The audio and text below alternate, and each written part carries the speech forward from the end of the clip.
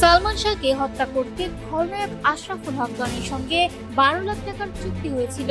ঢাকার আদালতে রাষ্ট্রপক্ষের আইনজীবীর এমন দাবিতে 30 বছর আগে চিত্রনায়ক সালমান শাহর মৃত্যু নিয়ে রহস্য যেন আবার নতুন মোড় নিয়েছে। রোববার সালমান শাহ হত্যা মামলায় আশরাফুল হক ডনকে আদালতে হাজির করা হয়। এই সময় রাষ্ট্রপক্ষের মহানগর পাবলিক প্রসিকিউটর ওমর ফারুক ফারুকী দাবি করেন, শিল্পপতি ও সাবেক চলচ্চিত্র প্রযোজক আজিজ মোহাম্মদ খান নাকি সালমান শাহকে হত্যার জন্য 12 লাখ টাকা ডনের সঙ্গে চুক্তি করেছিলেন।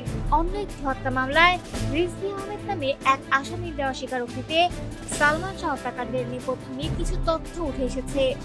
সেখানে সালমান শাহর স্ত্রী সামিরার সঙ্গে আজিজ মোহাম্মদ ভাইয়ের কথিত সম্পর্ক এবং সেই সম্পর্কের জের ধরে হত্যার পরিকল্পনার অভিযোগও আদালতে তুলে ধরা হয়। তবে এসব অভিযোগ এখনো আদালতে প্রমাণিত নয়।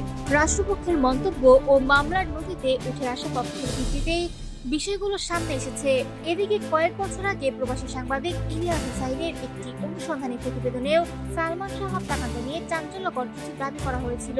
ওই প্রতিবেদনে বলা হয়, সালমান শাহকে হত্যার পর ঘটনা থেকে আত্মহত্যা হিসেবে প্রতিষ্ঠিত করার পরিকল্পনা করা হয়েছিল।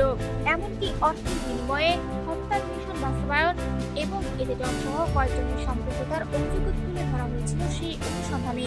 ফলে আদালতে রাষ্ট্রপক্ষের সাম্প্রতিক বক্তব্যের পর পুরনো সেই অনুসন্ধানের বিষয়গুলো আবার আলোচনায় এসেছে।